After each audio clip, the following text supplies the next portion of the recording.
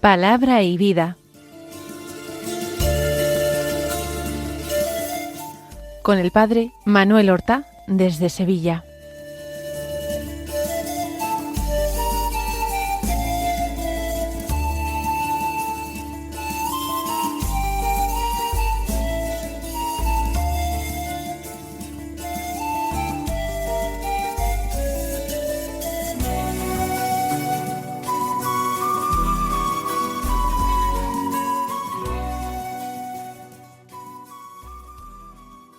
En el nombre del Padre, y del Hijo, y del Espíritu Santo. Amén. Alabados sean Jesús y María.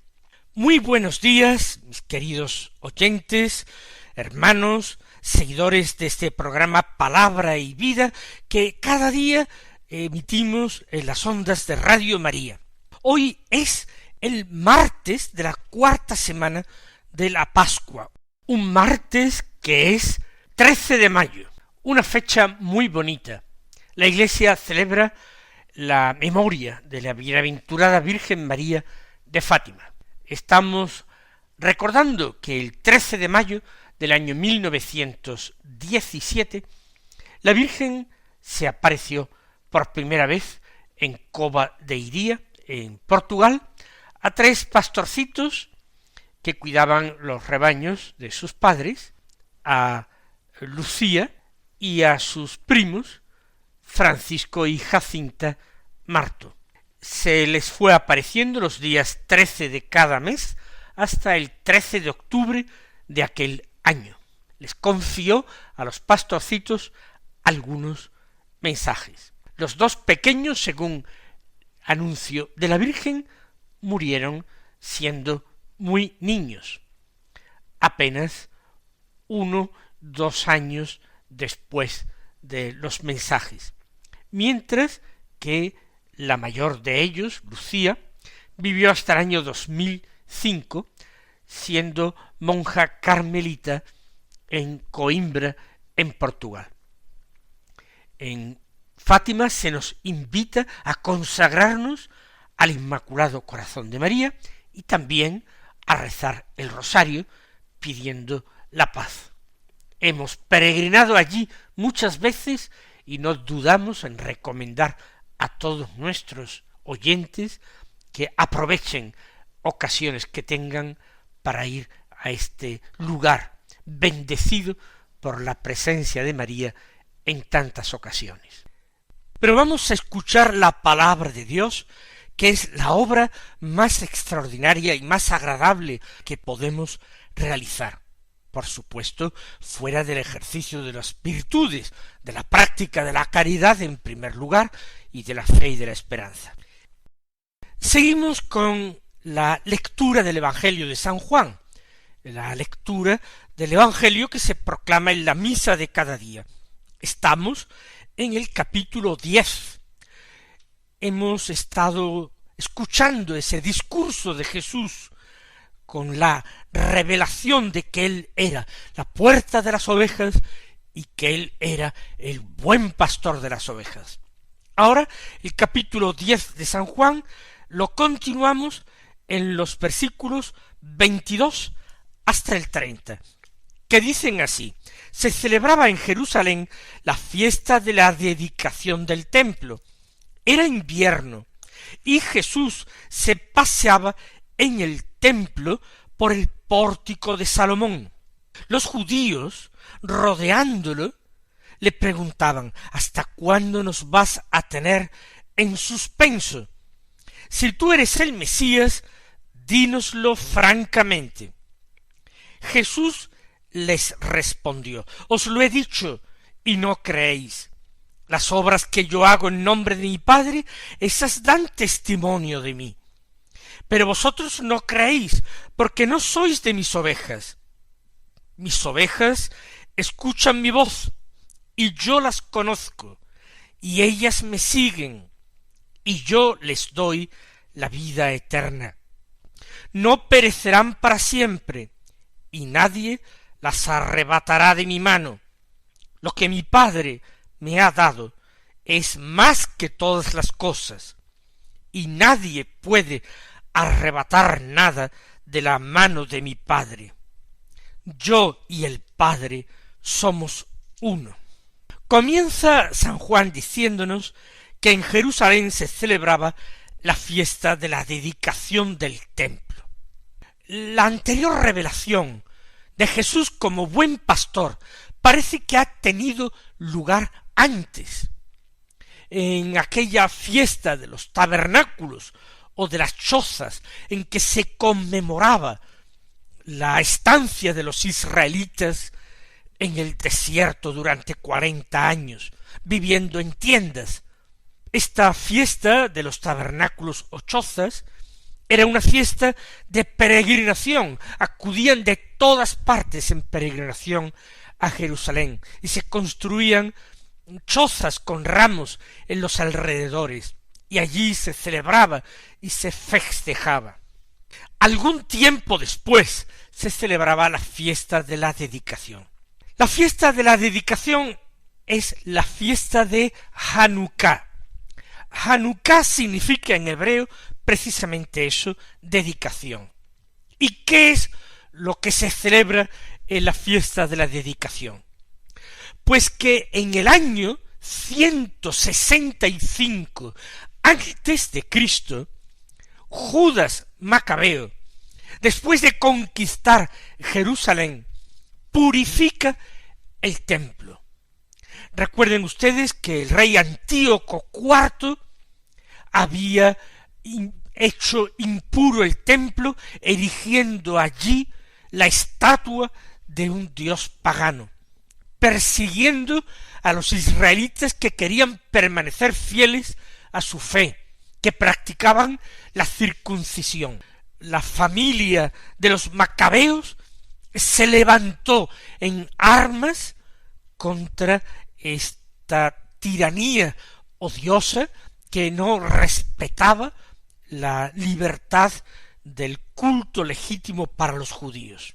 Conquistada Jerusalén, Judas Macabeo, que ha visto morir a varios de sus hermanos en la lucha, purifica el templo y restaura el culto que había sido suspendido en el templo.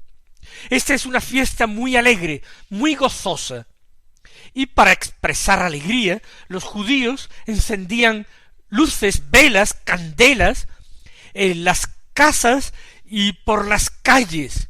Era una fiesta de luz, así se la llama también a veces, la fiesta de la luz. No era una fiesta de peregrinación, porque no era una de las fiestas antiguas para conmemorar los hechos antiguos. Los acontecimientos no habían ocurrido hacía tanto tiempo, algo más de un siglo y medio en tiempos de Jesús. Pero en Jerusalén se celebraba de una forma muy vistosa y muy alegre. Y esta fiesta tenía lugar en el último mes, lo que los hebreos llamaban el mes de Casleu, que coge parte de lo que para nosotros es noviembre y diciembre, y parte de diciembre. Por tanto, la fiesta de Hanukkah, que tiene una preparación en que en total dura una semana, 8 días, sin embargo, su día culminante, su día clave, pues se sitúa cerca de la Navidad cristiana. Y también es fiesta de la luz. Pues es la fiesta de la dedicación del templo. Era invierno, ya lo sabemos, sería el mes de diciembre y avanzado. Hay algunos manuscritos del Evangelio de Juan que añaden era invierno y hacía frío. En otros manuscritos no existe esa aclaración. Puede ser que el libro litúrgico que nosotros estamos leyendo, el que se proclama en la misa, no considere esta adición y hacía frío como algo revelado, sino un añadido posterior, y por tanto se omite. Pero da lo mismo. Jerusalén es una ciudad con mucha altura, a mucho nivel sobre el nivel del mar. Y entonces normalmente los inviernos son fríos. Es invierno y Jesús se paseaba en el templo por el pórtico de Salomón. Se paseaba como hacemos todos nosotros un día de frío para entrar en calor, para desentumecer los miembros, los músculos. Caminando con un poco de ejercicio físico se podía entrar en calor. Y el Señor Jesús, no lo olvidemos, era verdadero hombre, era humano como nosotros. Él se paseaba por el templo. Y los judíos entonces le rodean preguntándole: ¿hasta cuándo nos vas a tener en suspenso? Si tú eres el Mesías, dínoslo francamente. ¿Qué es lo que pretenden estos judíos que rodean a Jesús? Lo han visto, el Señor está de nuevo en Jerusalén. Y las conversaciones, los dimes y diretes en torno a Jesús son la comidilla del día, con más motivo en las fiestas religiosas. Y si además está por allí cerca Jesús, pues imagínense la expectación. Pero todo ello se debe a la dureza de corazón de muchos de estos judíos, porque el Señor ya lo había afirmado de una manera o de otra en muchas ocasiones, y sobre todo había realizado las obras del Mesías. ¿Qué hacía falta más? ¿No bastaba todo eso?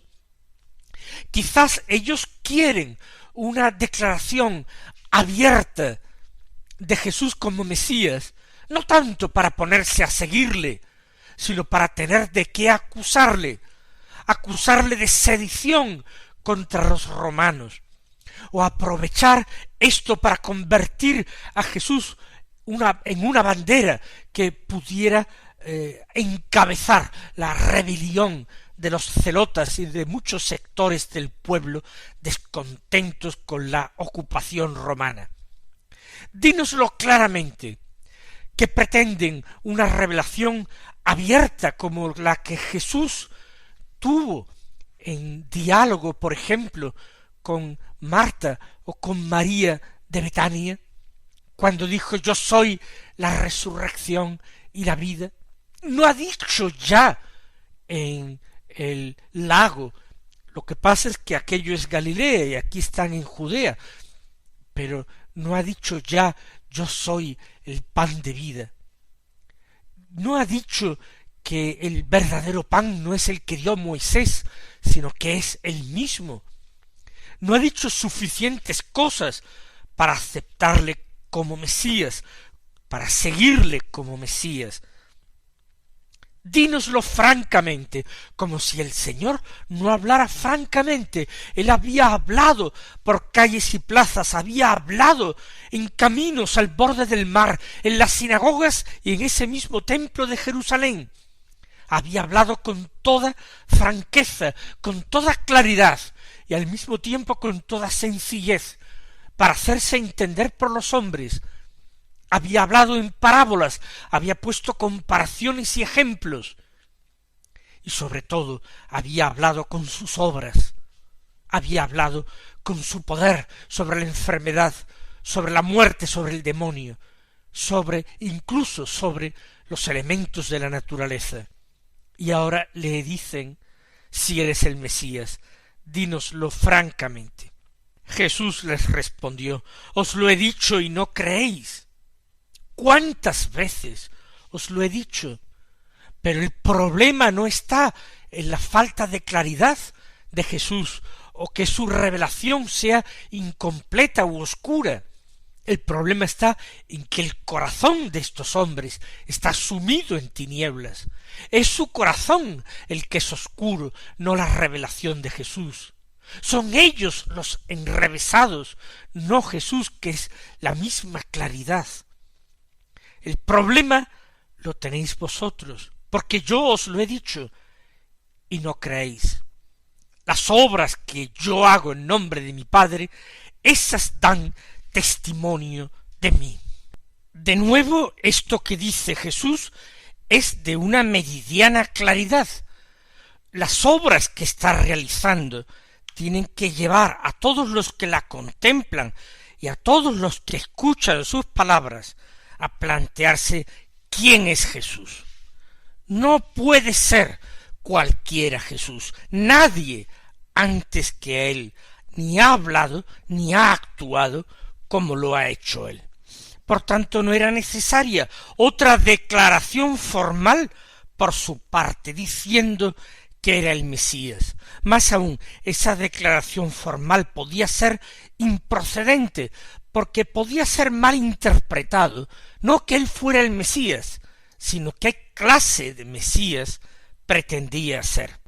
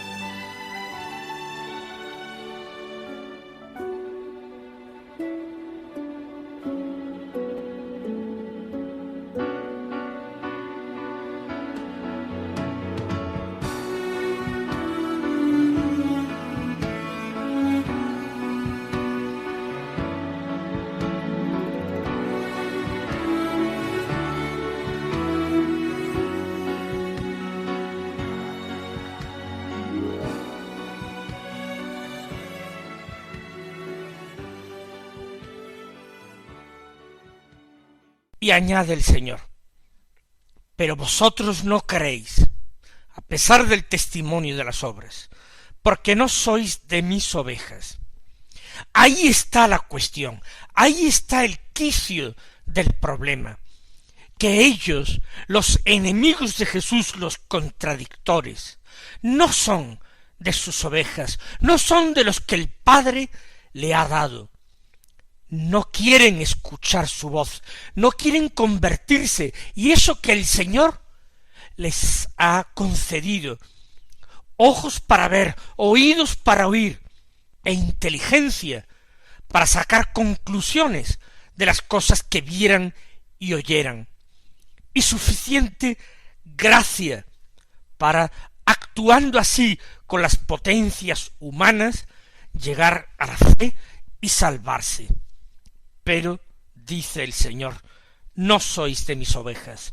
¿Por qué? Porque mis ovejas escuchan mi voz, y yo las conozco, y ellas me siguen. Ellos oyen su voz, pero no la escuchan, porque de antemano no quieren seguir sus doctrinas. Están firmemente encastillados en su posición. No les conviene en absoluto el cambio.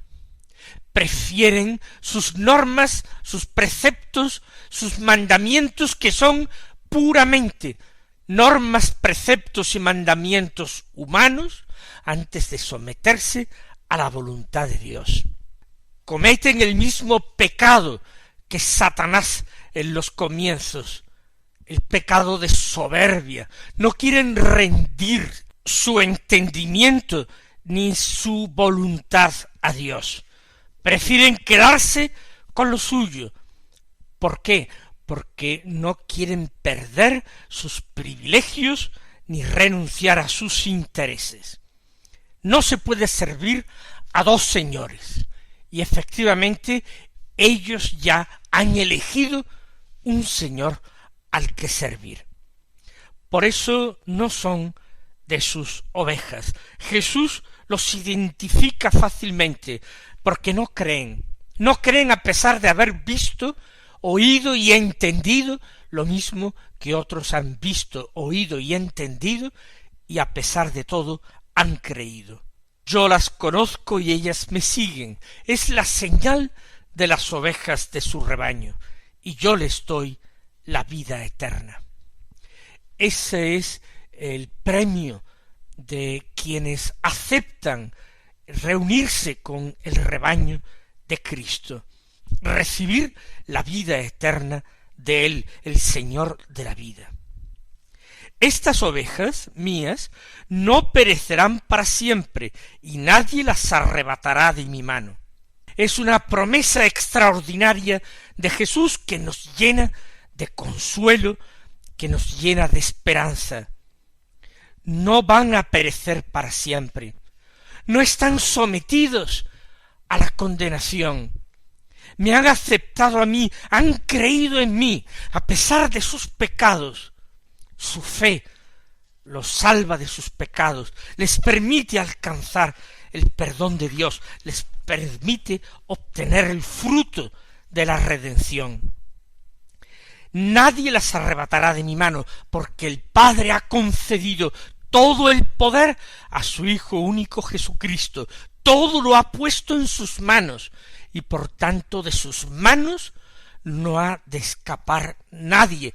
No se dejará arrebatar absolutamente nada, porque Él es el Señor eterno, porque Él es el Rey universal, es Rey de reyes y Señor de señores, y no tiene absolutamente a nadie por encima.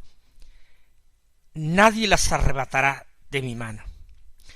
Lo que mi Padre me ha dado es más que todas las cosas. El Padre le ha dado absolutamente las cosas y todo lo creado, todo lo que es visible e invisible.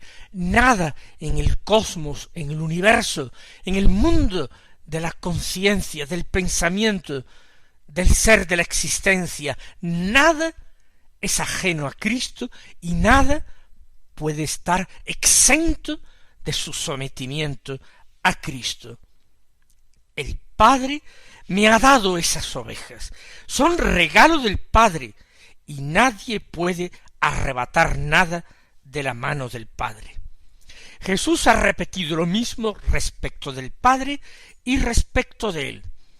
Nadie puede arrebatar de la mano del Padre nada, nadie puede arrebatar de mi mano nada. Yo y el Padre somos uno. Conclusión lógica, que no excluye ni de ninguna manera atenta contra esa verdad revelada de la Santísima Trinidad. Yo y el Padre somos uno porque hay una perfecta unión entre las personas divinas de la Trinidad. Hay un solo Dios, hay una sola naturaleza divina, aunque existan tres personas que se aman en perfecta unión. Por tanto, nadie arrebata mis ovejas de mi mano, nadie las puede arrebatar de la mano del Padre, porque yo y el Padre somos uno. Sintiéndonos nosotros miembros del rebaño de Cristo, vamos a alegrarnos y gozarnos, porque sin mérito alguno por nuestra parte, nosotros hemos sido elegidos, hemos sido llamados, hemos sido redimidos y hemos sido destinados a la vida eterna, una vida para siempre dichosa junto a Jesús en la gloria de Dios. Mis queridos hermanos, que el Señor os colme de bendiciones y hasta mañana si Dios quiere.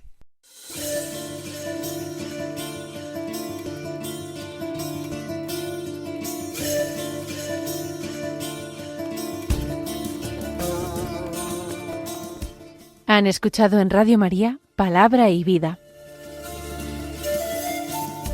un programa que dirige el Padre Manuel Horta.